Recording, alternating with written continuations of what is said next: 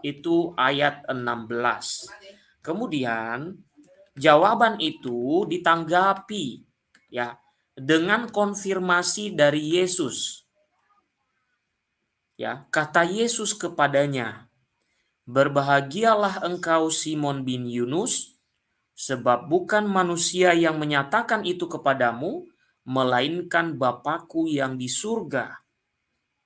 Dan aku pun berkata kepadamu, engkau adalah Petrus, dan di atas batu karang ini aku akan mendirikan jemaatku, dan alam maut tidak akan menguasainya."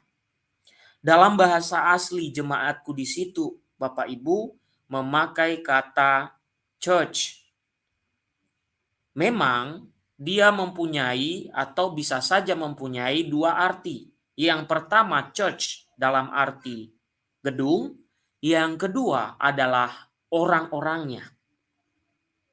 Nah, mengapa demikian? Konsekuensinya adalah karena Yesus memilih salah satu dari para rasul itu menjadi gembala. Dan kita tahu sistem gembala itu pasti dia punya yang namanya organisasi. Dalam konteks ini dia punya perkumpulan, dia punya suatu tempat berkumpul, tempat pertemuan yang kemudian kita kenal dengan church. Dan mengapa juga bahwa itu adalah tidak sekedar manusianya? Karena juga kemudian dia berikan tugas kepada Rasul Petrus yang dinyatakan sebagai sebuah otoritas, yaitu dengan berkata di situ, "Dan aku pun berkata kepadamu," ya, ayat 19 maksud saya, "kepadamu akan kuberikan kunci kerajaan surga, apa yang kau ikat di dunia ini akan terikat di surga, dan apa yang kau lepas di dunia ini akan terlepas di surga." Lalu Yesus melarang murid-muridnya supaya jangan memberitahukan kepada siapapun bahwa ia Mesias. Kurang lebih tiga ayat itu membuktikan kepada kita bahwa para rasul, bahkan Yesus sendirilah yang mendirikan gereja dalam arti gedung dan memberikan penggembalaan kepada Rasul Petrus. Dan kemudian kalau kita lanjutkan lagi sebelum saya berikan kepada Pak Ivan, kita melihat tugas itu tidak hanya berhenti di situ. Dia juga memberikan sebuah perintah untuk menggembalakan. Kalau kita buka di sini, dan ini sudah sering kita bahas, tidak masalah kita ulang secara sepintas untuk mengingatkan kita bahwa bukan malah para rasul yang mendirikan gereja, tapi Kristus sendiri yang mendirikan gereja. Ya.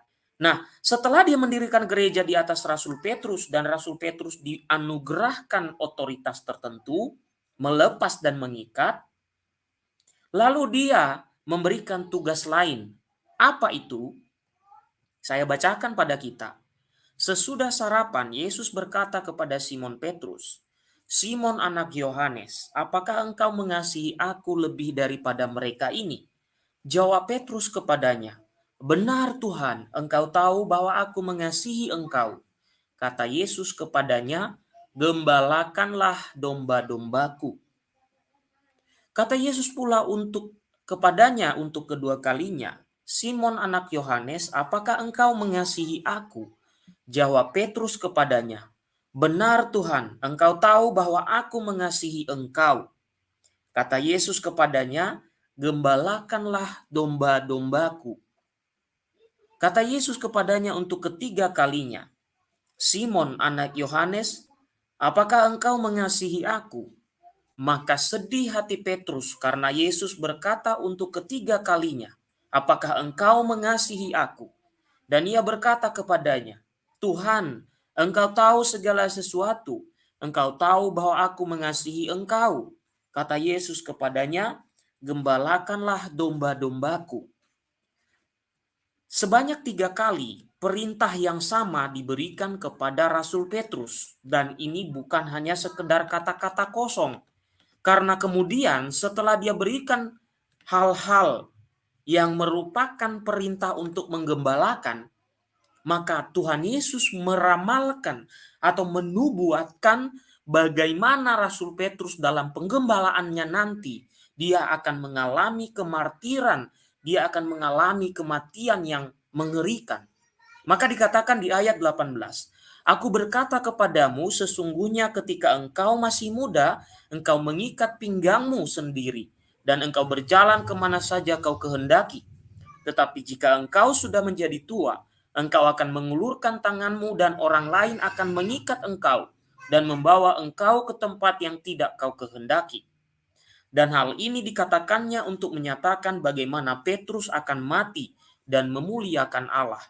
Sesudah mengatakan demikian, ia berkata kepada Petrus, "Ikutlah aku." Ketika Petrus berpaling, ia melihat bahwa murid yang dikasihi Yesus sedang mengikuti mereka, yaitu murid yang pada waktu mereka sedang makan bersama duduk dekat Yesus dan yang berkata, "Tuhan, siapakah dia yang menyerahkan engkau?"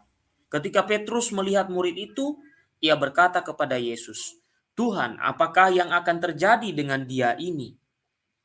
Ini adalah bukti-bukti nyata bagaimana Kristus sendirilah yang mendirikan gereja di atas Rasul Petrus yang kemudian dipimpin dan dilanjutkan oleh pemimpin-pemimpin hingga saat ini, hingga hari ini. Terkait dengan gereja yang dalam konteks Cilegon, tentu saja tidak saya katakan bahwa itu dilanjutkan secara apostolik. Tetapi dalam konteks ini yang saya tanggapi adalah pernyataan pendeta HTD yang mengatakan Yesus tidak memerintahkan mendirikan gereja. Memang tidak memerintahkan, tapi Yesus sendiri memberikan contoh mendirikan gereja di atas Rasul Petrus. Jadi kalau ada orang yang mengatakan Yesus tidak memerintahkan mendirikan gereja, bahkan setuju ya kalau gereja digusur atau bahkan tidak didirikan, itu perlu dipertanyakan kekristenannya. Ya memang HTD ini kan dari kelompok yang memang ada agak nyeleneh sedikit, agak sedikit miring ya, entah miring kanan atau kiri, ya begitu kira-kira.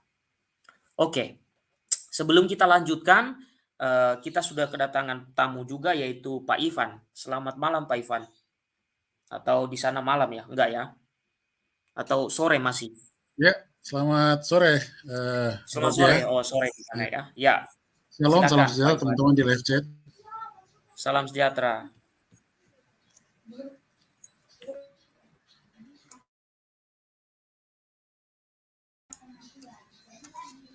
Kedengaran suara saya, Bro? Ya.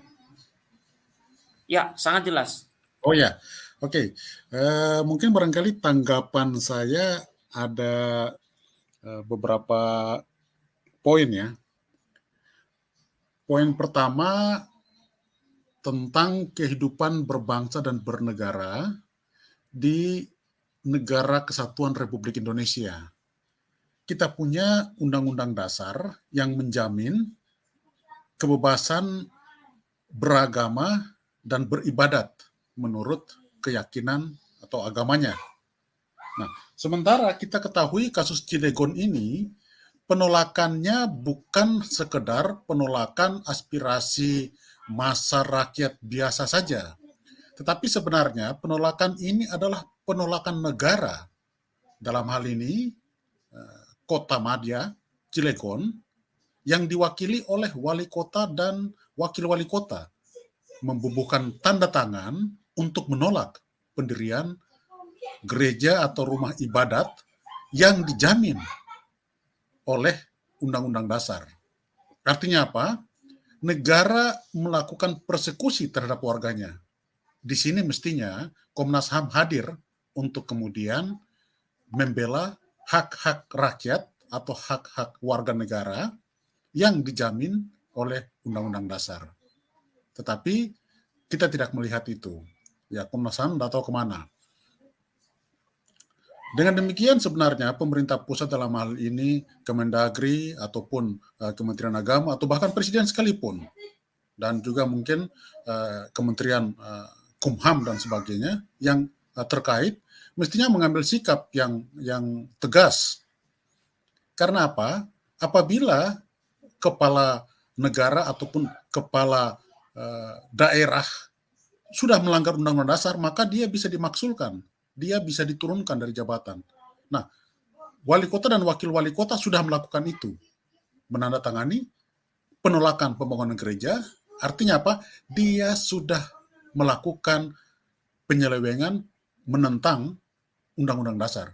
Sudah sewajarnya, sudah selayaknya dia dimaksulkan atau dia diberhentikan, diturunkan dari jabatannya sebagai wakil wali kota maupun wali kota itu sendiri. Ini satu hal yang terkait dengan kehidupan berbangsa dan bernegara. Yang selanjutnya tentang bagaimana sikap umat Muslim ataupun para penganut agama Islam terhadap pendirian gereja. Banyak kasus kita ketahui dan di berbagai daerah ada penolakan terhadap pendirian gereja. Pertanyaannya, apakah ini merupakan bagian daripada ajaran iman atau ajaran agama Islam itu sendiri? Menolak pendirian atau menolak dibangunnya gereja atau tempat ibadah dari agama lain.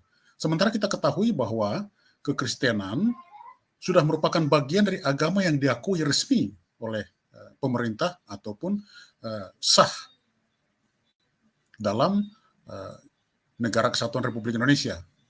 Nah, kembali lagi pertanyaannya adalah apakah penolakan ini merupakan ajaran, sebagian dari ajaran iman? Nah, ini mereka saja yang bisa menjawab itu. Tetapi jika kita mengacu kepada fakta sejarah, misalnya kita melihat apa yang disebut dengan Fakta Umar, maka kita bisa mengkaitkan, ada benang merah bahwa perilaku ini adalah merupakan mengejawantahkan daripada apa yang mereka yakini atau imani, sebagaimana pernah dipraktekkan oleh Umar dalam Fakta Umarnya. Itu yang kedua. Yang ketiga tentang Henry Tan. Ya. Menurut saya apa yang dia katakan ini kedengarannya sepertinya bisa kita terima. Tetapi ada satu hal yang mungkin barangkali perlu dia juga pikirkan, yakni sebagaimana tidak ada ayat di dalam kitab suci Perjanjian Baru tentang pendirian gereja, tetapi juga tidak ada ayat yang melarang pendirian gedung gereja.